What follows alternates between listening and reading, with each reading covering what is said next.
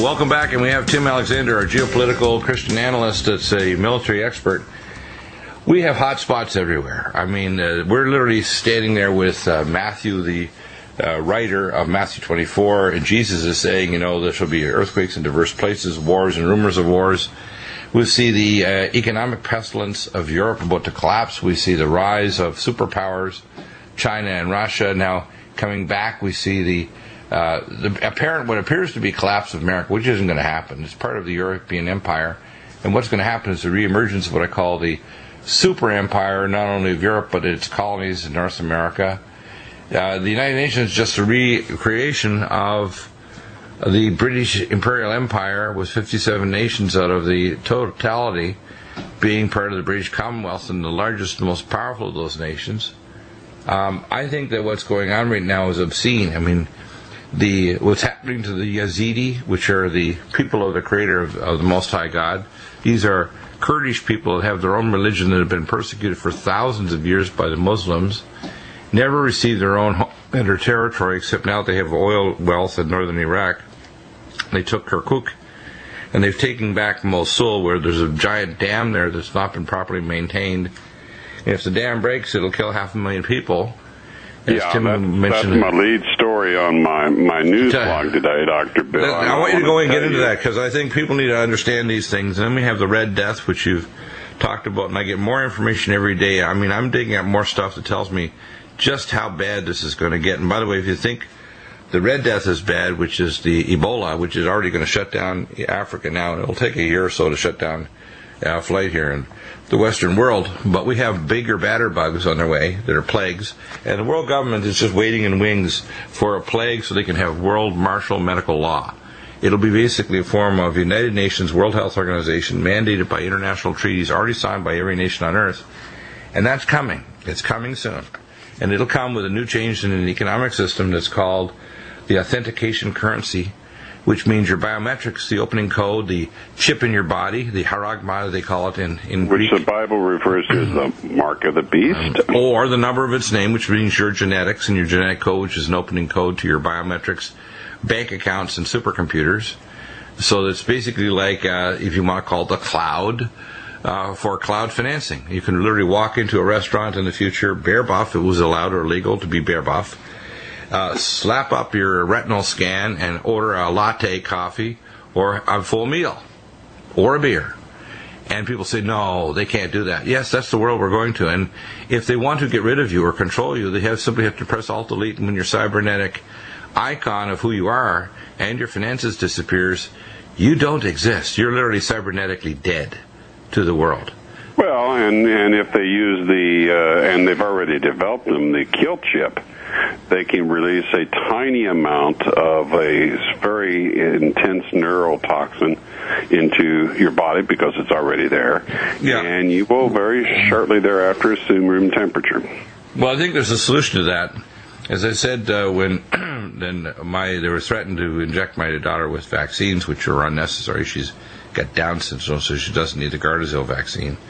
I said, if you inject my daughter with the Gardasil vaccine, I have a vaccination for you, but it contains lead. Well, yeah, but it's hot, so the vaccination doesn't have any bacteria in it. No, it won't transfer. That gun, it's quite hot. Oh yeah, well, it's basically, as I say, at that point, I'm no longer tolerating the intrusion by a satanic overlord calling itself our government. As it says in the Bible, when a government exceeds the laws of God, it should not be given respect. Well, it's not God's government, and it's not our government. They could care less about the American people. It's the government by and far the global banksters and the Zionists. And, the British Empire was created and existed to serve the interests of the Rothschild-headed global banking cartel. And they used them up in World War I, and then World War II put the final coffin nails in. So it was America that assumed that role, and they dominate us, they control us. They could care less about us, the Americans out there. Let me, before you run out of time here, I want to talk about this dam, the Mosul Dam.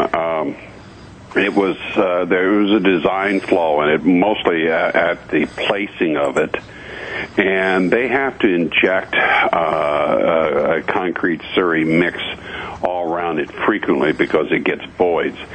If they don't maintain it almost daily by that process, it will collapse. Now, when it collapses, it will take out Mosul and kill everyone there, and then the water will begin to go down the stream, and there'll be about 4 meters. That's, well, roughly a dozen feet, not quite, of water in the capital of Iraq. Yeah. And I saw the 4 angels which are held at the great river Euphrates until the time, times, and half a time. And they created a great dam to block the waters of the great rivers of Mesopotamia, so that the armies of 200,000 could make their way from the Far East and invade the Middle East. That's right out of Revelation. That's right. It does say that, doesn't it? Yeah. So what it means is after this disaster, they're going to bring in a giant. Goosebumps when you start to say that, you know. I mean. Yeah, because what I'm doing is I'm bringing an amalgam of all of these prophetic things together to tell you, look, after this kind of disaster happens, they have no way of controlling this unless they redam it. And they're going to have to require literally millions of workers coming in from Asia. See, right now, 95% of the oil that comes out of Iraq is sold through the Rothschilds to China, the China Oil Company. It didn't exist before Gulf War I. It's the 5th largest oil refining company on earth. And they have no oil. There's no oil in China. The South China Sea is being disputed because they want the oil. That's why they're disputing it with the Philippines and other countries, trying to be bullying them.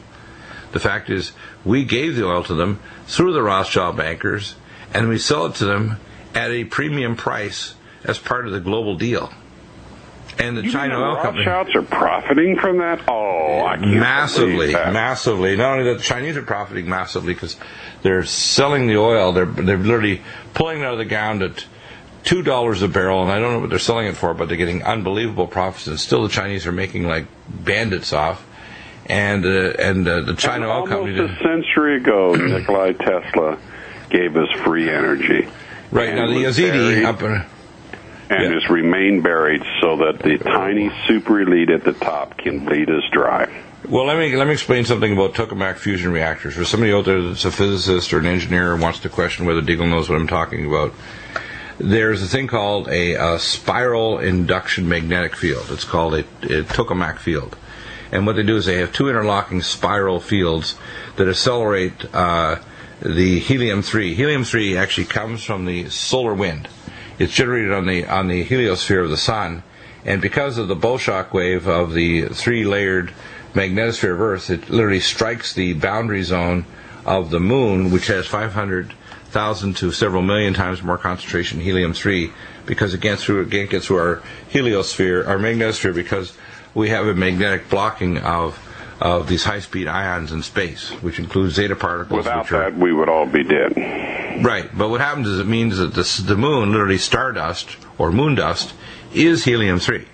And we've had a mining operation on the moon since 6 years before the Eagle landed, which, by the way, they put out these movies to try to pretend that they were never to the moon or they never were back. The fact is we not only have been to the moon, but we also have a colony on Mars and since the early 80s. They've also found lots of evidence of ancient civilizations, not only on the moon but also on Mars. They have an entire city there doing helium-3 mining and tokamak fusion reactors. It's very simple. They've actually miniaturized them into the primary ion jet driver for our interstellar vehicles, which we have entire fleets of. So our science is far beyond what people want to believe. And everything that is a ecological or cosmic or galactic or solar danger, we have technical solutions for now, but they don't want them for the masses. They don't want life extension. They don't want free energy. They don't want supercomputing. They don't want genetic engineering or a clean environment so people don't die of electropollution and radiotoxins. They want death. That's what's going on. Because they serve Satan. They do indeed. Welcome back, and Tim, let's look at some of the other events that are basically this is a panorama of insanity. Even Turkey is talking about the combinations of events coming here. Turkey let ISIS Frankenstein out of terror loose in the Middle East, and Turkey's now kind of important to remember about ISIS.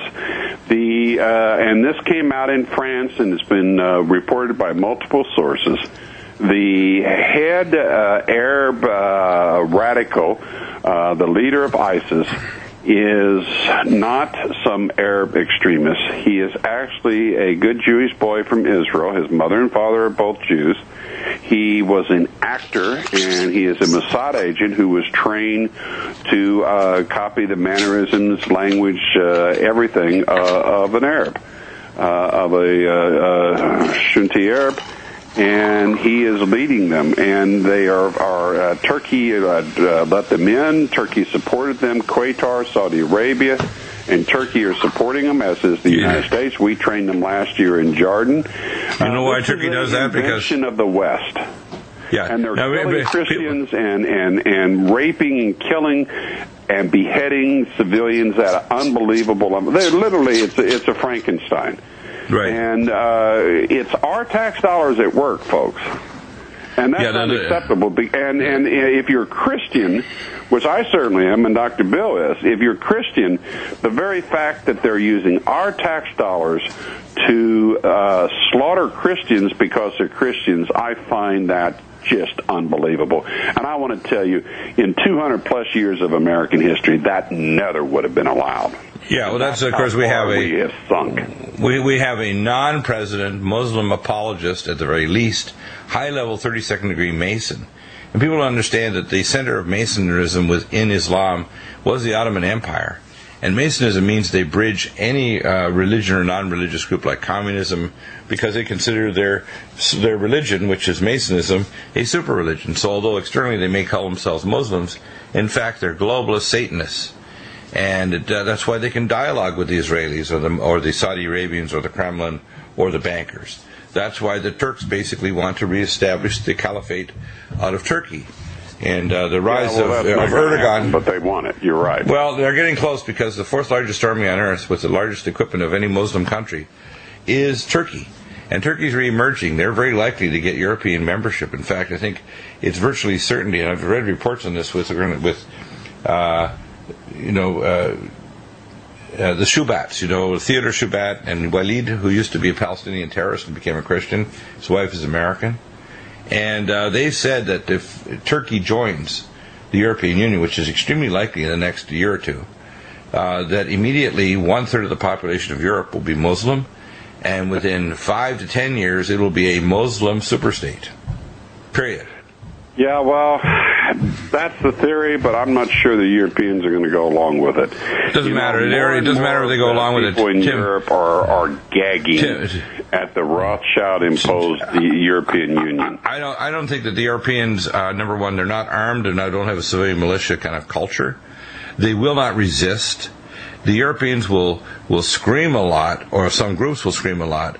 But I do not believe that the European Union will fall apart. I think it will collapse to the point where they're devastated, but they'll have these false heroes come out with us, say, hey, we got trillions of dollars, of euros, we'll rebuild your economy, we're going to take in these other countries, we're going to make a greater Europe, which will include Turkey. And when they do that with Turkey, they'll have Turkic peoples coming in from Russia and these other stand republics. It'll all go through Turkey and become European citizens. And this is what will lead, and Theodore, and they've got other researchers have now got very solid proof that there'll be virtually no resistance by the Europeans, because the Rothschild bankers want a Muslim Masonic Europe. Well, they want to destroy European culture and of course peoples, just as they want to destroy the North American people. This opening of our borders by the Obama administration is letting in MS-13 and other gangs. And these groups are so violent, and they're well armed and well trained. Yeah, but they're so violent that they hunt cops and hunt cops' families. Yeah, but you know what? Obama did this late in his second term. He's got about a year left, and he's finished. Already the Democrats and Republicans have passed a resolution that if he tries to expand the war, which he's already trying to sneak it through the back door in Iraq, that he's going to be called before a joint Democratic-Republican committee that can impeach him.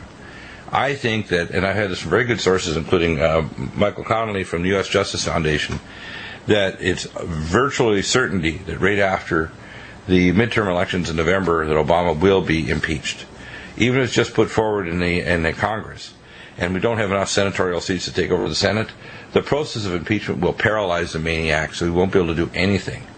And it'll also mean there'll be special committees. If they do impeachment this time, hopefully it won't be this facade we saw with. No, I think it'll become real, because the Democrats know that Obama's destroying the Democratic Party as well as trying to destroy America. They've got to go after who is the guy, who is his father, it's not just him. Who is his mother? Where was he born? What's his citizenship? Yeah, but that's just the. He wasn't born in this country. He's not president because it's not constitutionally. But it's not just him. It's all the people that have been behind him. Valerie Jarrett runs the White House. And she has a picture of what's the name of this? I'm talking about the South American. Well, they were she has Mao Zedong. She has a picture in her office in the White House, a picture of Mao Zedong, the communist dictator. These guys are all puppets.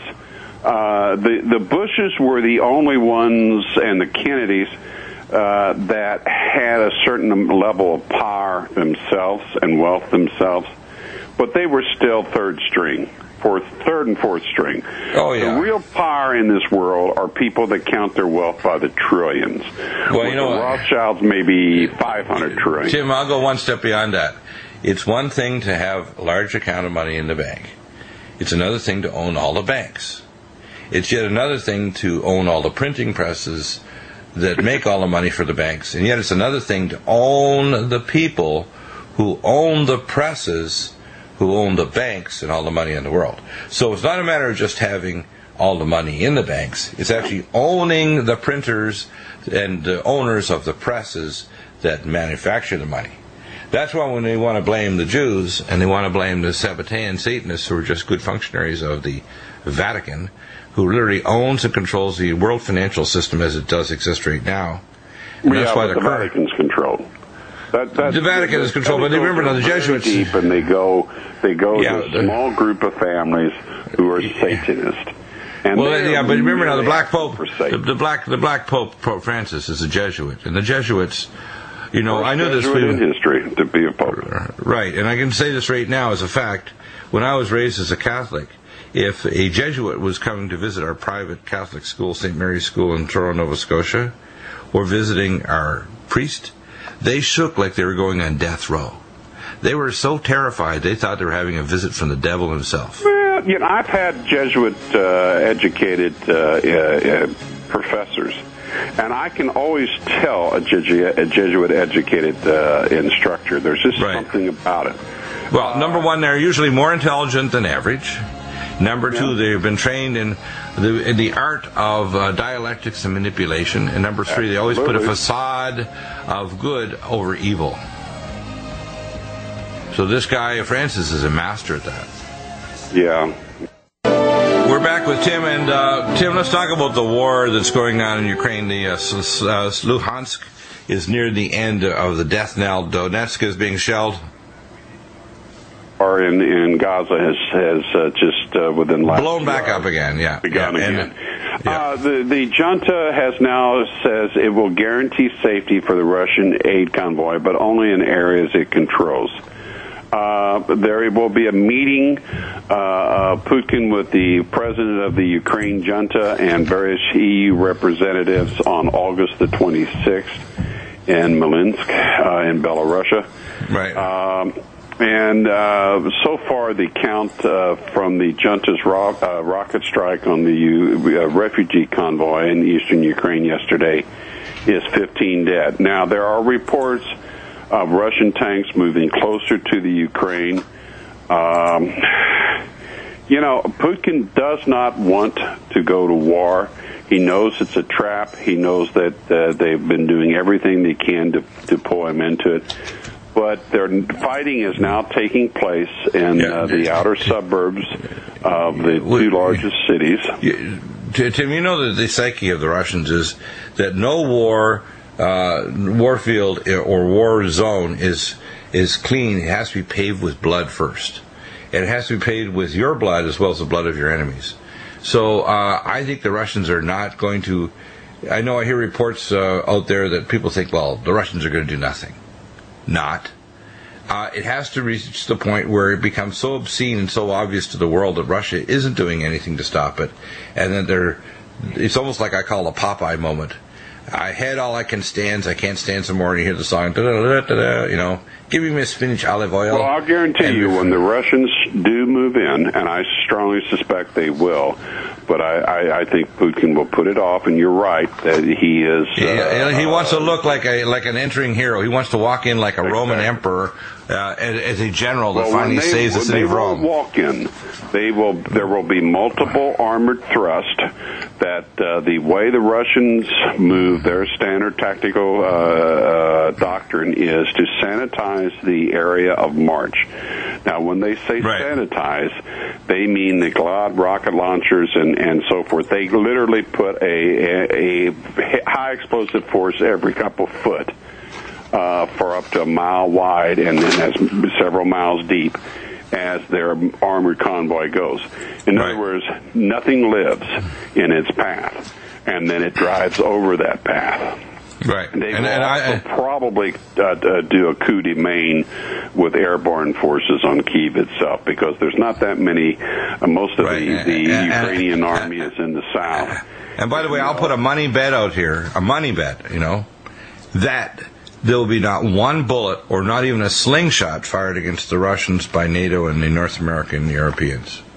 Well, I don't know. No, I know. You know why I know? Because I think the consequence... Oh, I'm absolutely certain. I'll tell you why.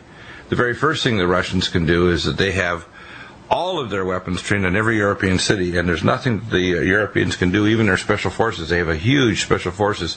They can come here and decapitate all the power grid and everything in Europe in a matter of hours. They have the most advanced cybernetic warrior army, much more than the Tianjin in China or the Iranian cybernetic army. The Russian technological experts will rip the guts out of Europe fast. And even without firing a round. Without firing a round, but the Russians, all they need to do is just raise... It's going to be a cold winter in Germany, and if Germany all they have to do is enough natural gas... triple the price. Electric generators will not function. I'm talking about the great big ones that power entire cities. They run on Russian natural gas. Right. Additionally, they heat their homes with Russian natural gas. Right. All they have to do is just make an announcement that they're going to triple the price of gas and oil, and the Europeans, especially the Germans, will choke. They will beg Putin to sit down and talk to them, and because Putin and the Germans are actually getting along. They don't want to have another dialogue and destruction like happened in the Second World War. They know that this anomaly, including, by the way, do you know the story about the Volga River plant? The truck plant? No, the tank plant that was built by Henry Ford. Well, and it was called a truck plant. You're right. Who funded it? Who funded it? It was funded by J.P. Morgan and the Rothschilds to build a plant to build Russian tanks because they didn't have anything. And they built a giant military, and then they leaked the information out to the Germans that they were massing on the East German, on the German-Austrian border when they went into the Sudetenland. And the initial front wasn't the front heading toward the west, toward Britain or France, all right, with the Maginot Line. The original front was the Eastern Front, where they knew the Russians were ready to pounce on them, because they were funded by the Rothschilds and Henry Ford. Hitler had videos, surveillance videos of the movement of large numbers of armored forces. Right. And his decision to attack Russia, while insane, was actually not as insane as it appears. Because he had no choice. They gave him no choice. I know. But, you have to remember, Hitler was 1/4 Rothschild. Right. Yeah, but he broke with them. The problem is, you see, and this is what people don't understand.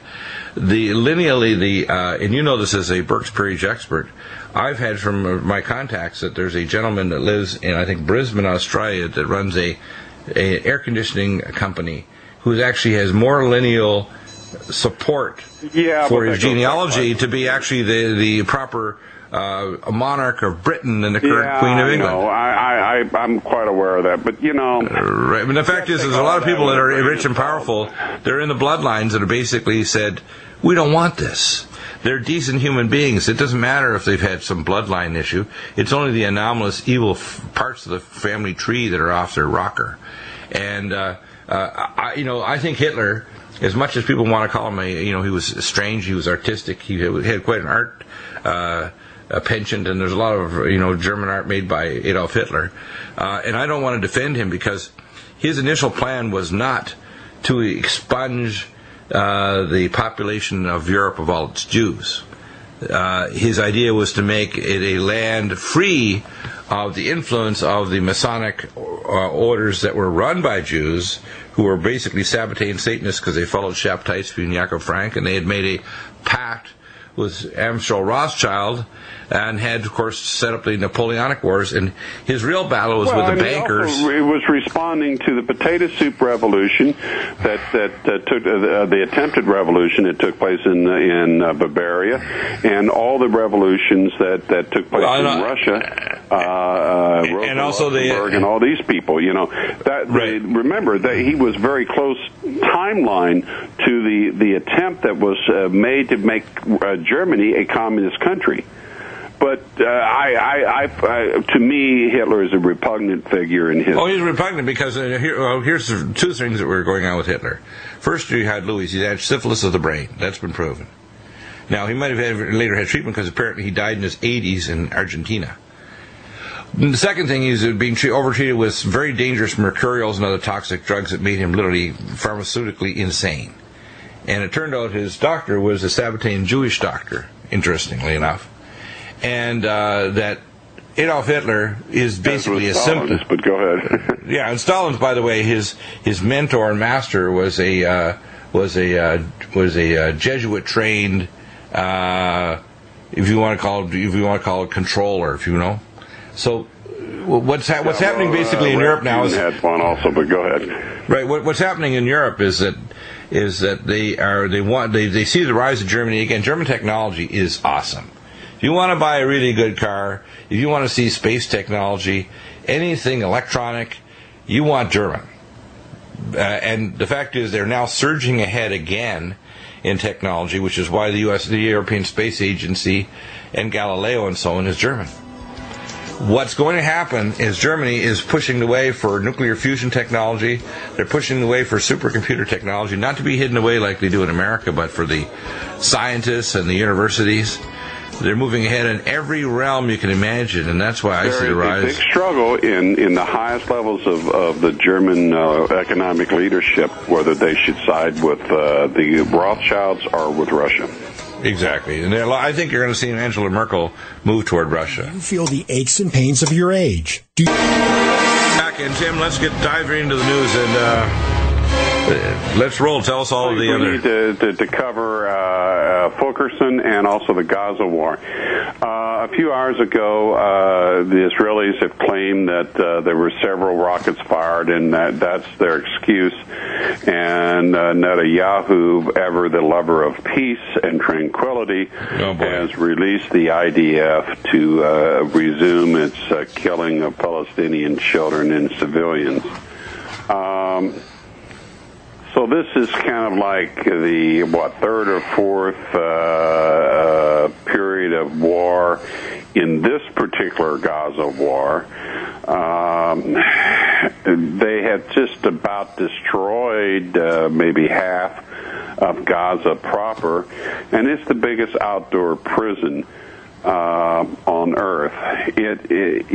What they're doing is horrific. It's so wrong. It's wrong by all international treaties because they are the occupying power, and they impose collective punishments, which at Nuremberg and other places, the nations of the world were very specific at saying you can't do that. That's wrong. It's a war crime. Tim, how would you put the comments by Erdogan before the election, which he, by the way, just won? Where he literally made some pretty scurrilous criticism of Israel. Now, in a sense, we thought Turkey was an alliance, but they haven't used their formal army. They've used proxies or surrogate army that they've purchased, basically a militia army, to fight against the Syrians. And they're not getting anywhere. All these people being poured into from Qatar and Saudi Arabia, they're dying like flies as these SWAT teams and these sniper teams and these special The Syrians have been very good. First off, they're tough people. They're fighting for their families, their land, their homes. Every bit of that soil they're fighting on is their soil. Yeah. And they now have years of experience. And if you go back 6,000 years, whether it's in Syria or Russia, which are basically Vikings, the toughest two peoples on earth, and this is over the Japanese or anybody, are Syrians and Russians.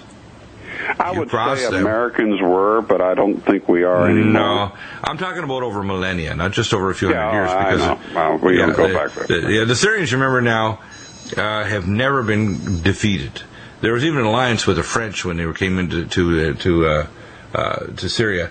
Right now, with the biological and chemical weapons plants which they have there, they have the S-300 anti-aircraft system. They have lots of, I'm sure during the last few years of the warm-up to the war, and half the territory of Syria is mountainous, you can't just march an army into Syria and think you're going to take the place.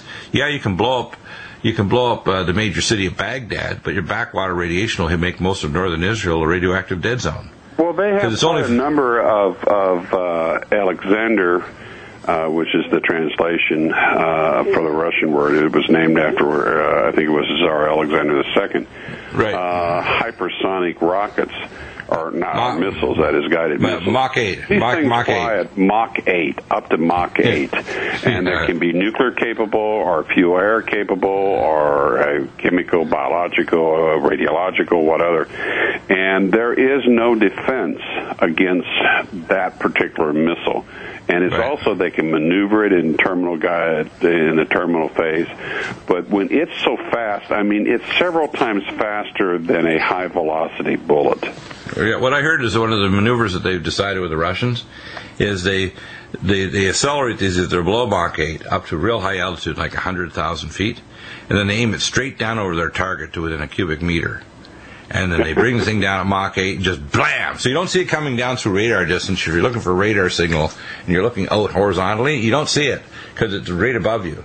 And when it comes down, whether it's a ship or a target on land, it's coming straight down at you at 90 degrees from the and just it's going to blow everything, all the confetti. The terminal velocity, their Sunburn and Onyx anti-ship missiles. The Onyx is the much more improved version. But they are so fast that they actually, and they have a very powerful warhead, but they actually don't need a warhead to take out most just a kinetic effect will, because the terminal velocity will literally blow the ship apart. I got a comment I want to ask you. They need a warhead, but what about Ferguson? And I want you to comment on this. We have the two senators from the state of Missouri, and we have, of course, this monster that we call the Attorney General, Eric Holder, now all tasked by the Obama to try to make sure that he continues to hype this up about this guy that's strong-armed, robbed the day before, and has a rap sheet that's ridiculous. Supposedly, 18-year-old, giant that basically was strong-armed. 6'4" and almost 300 pounds. They have a video showing him a few minutes before this event happened, strong-arming a guy and robbing him in a convenience store. Wow. He and his buddy were walking down the center of the street, and this officer stopped him and told him to get off the street. And they said, "Well, we're just have a little ways to go," or something, supposedly. Right. Now, the stories can differ at that point. His buddy says that the officer basically shot him in cold blood. He had his arms up in the air saying, "I surrender," or "Don't shoot," blah, blah, blah. There was a video recording made just immediately after it, and you could hear a guy talking in the background describing what had just happened. And he said the guy was running at the cops, and they had a tussle or something to that effect. Now, why would you run at a cop that could be potentially be armed? I mean, if a cop sees a giant guy moving toward you, he was high, and I mean, but why would any rational person do that? A college student smoking weed, it didn't make me violent. No, but some of these guys, they take I think they call them a bunt or something like that. They take a cigar, hollow it out, and load it with weed. And the weed nowadays is a lot stronger too. Yeah, spike weed. And by the way, when they used to spike, because I worked as an MRO, I worked in trauma and emergency in departments around the country. in Augusta, Georgia, near Chicago, in Colorado. And I can tell you, when you have real bad drugs, and also the Vancouver General Hospital, Calgary General Hospital, Foothills Hospital, when you want to have, you don't just have weed. You often have weed spiked with phencyclidine or angel dust, or one of these other nasty new drugs, designer drugs like ecstasy, or they have it spiked with strychnine, believe it or not, strychnine, or other nastiness. A little touch of strychnine will do you. Yeah, it won't, not enough to kill you, but it make you feel like you're going to die, but you're high as hell.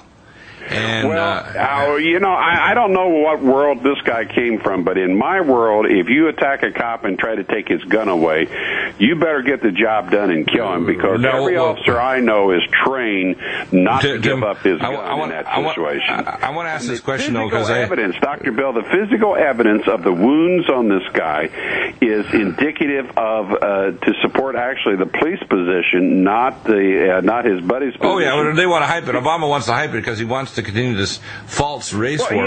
He had 6 bullet holes in it, but you had to look at the placement of the bullet holes.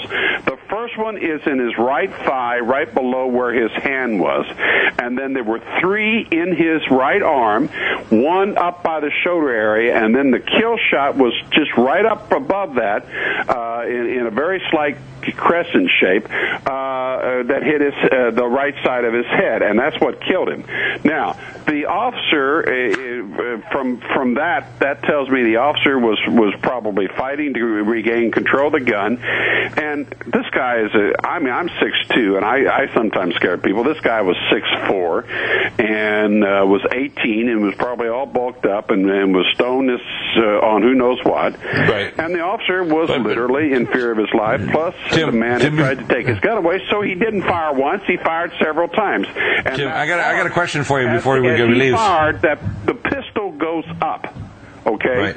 It was only 9mm, so it wasn't like it was a 45 or a. Yeah, I know it's going to have a small entry next to him. one, Went up, and that's exactly the bullet line. The guy Tim, was pop, pop, pop, pop, pop, and that's exactly where the bullets were. Okay. The man's arms were not up in the air.